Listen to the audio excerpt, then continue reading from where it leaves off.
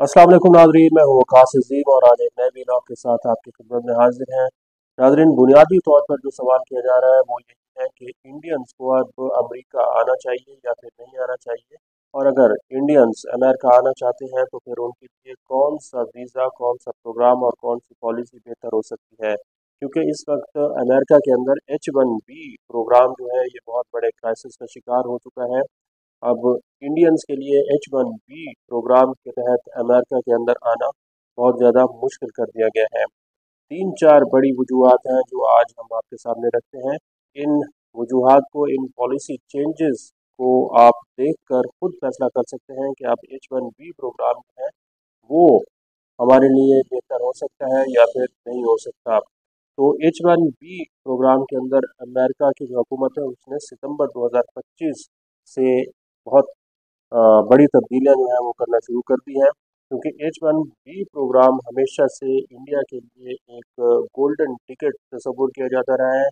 Indians के जो young entrepreneur हैं, टेकीज़ हैं और हाई टेक कंपनीज में काम करने वाले लोग हैं, वो H1B प्रोग्राम के तहत अमेरिका में आते थे और फिर यहाँ की जो बड़ी बड़ी टेक कंपनीज हैं उसमें उनको मुलाजमत मिल जाती थी। तो नौजवान जो ग्रेजुएट इंडिया से अपनी स्टडीज़ मुकम्मल करने के बाद उनको फ़ौरन H1B प्रोग्राम के ज़रिए अमेरिका के अंदर आना उनके लिए इंतहाई आसान था। और उनका जो सिलिकॉन वैली का ड्रीम होता था वो इसी H1B प्रोग्राम के ज़रिए पाए तकमील तक पहुंचता था, ये ख्वाब शर्मिंदा ताबीर होता था। लेकिन अब चूँकि अमेरिका की हुकूमत है उसने तब्दीलियाँ करना शुरू कर दी हैं और उनका जो इतलाक़ है, इम्प्लीमेंटेशन है, वो भी सितंबर 2025 से शुरू कर दी गई है। तो चार जो बड़ी तब्दीलियाँ हैं, सबसे पहले हम आपके सामने वो रखते हैं कि वो कौन सी तब्दीलियाँ हैं जो कि अमेरिका की हुकूमत जो है वो करने जा रही है। सबसे पहले तो इमिग्रेशन के जो रूल्स हैं, अमेरिका की हुकूमत H1B प्रोग्राम के ये रूल्स तब्दील कर रही है। फिर आप अमेरिका के अंदर देखें तो एक पॉलिटिकल बहुत बड़ी डिबेट हो रही है और पॉलिटिकल हीट जो है वो भी बढ़ती हुई नज़र आ रही है। जो कंजर्वेटिव हैं वो ये समझते हैं कि ये जो H1B प्रोग्राम है ये बिल्कुल एक स्कैम है, बल्कि बहुत बड़ा स्कैम है। इस स्कैम के ज़रिए इंडियंस जो है वो अमेरिका की टेक इंडस्ट्री के ऊपर काबिज होते हुए दिखाई दे रहे हैं और आईटी की जो मार्केट है उसके ऊपर भी इंडियंस ने अपना एक कब्ज़ा बनाया हुआ है। बल्कि कुछ लोग तो यहाँ तक तो कहना शुरू हो चुके हैं कि IT security risk in Indians की वजह से अमेरिका के अंदर पैदा होना शुरू हो चुका है। फिर आप साथ ही साथ जो तीसरी बड़ी वजह है वो है राइजिंग अनसर्टेनिटी। तो अमेरिका के अंदर एक जो गैर यकीनी की सूरत हाल है कि जो अमेरिका के जो सदर हैं डोनाल्ड ट्रंप, वो पॉलिसियों को कितनी तेज़ी के साथ तब्दील करते हैं और उनका जो अगला फैसला है वो क्या हो सकता है। कोई भी शख्स अमेरिकी सदर डोनाल्ड ट्रंप के बारे में ये प्रिडिक्ट नहीं कर सकता कि अमेरिकी सदर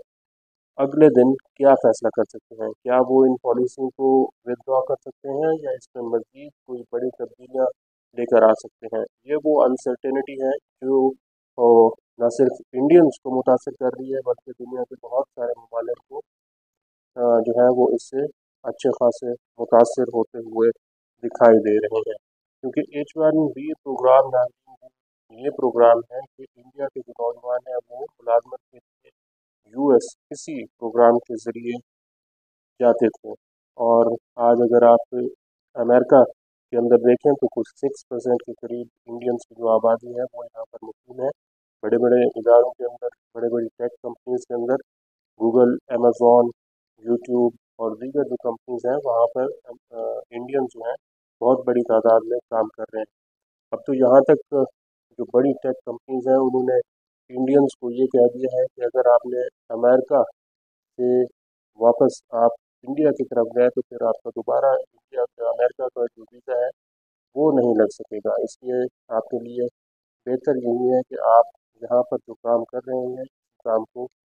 जारी रखें और इंडिया के बारे में सोचना छोड़ दें। क्योंकि एक दफ़ा अगर आप अमेरिका से चले गए तो फिर दोबारा अमेरिकी सदर डोनाल्ड ट्रंप आपको वीज़ा नहीं देंगे। तो ये वो खौफ है, ये वो डर है जो कि इंडियंस को इस वक्त अमेरिका के अंदर जो है वो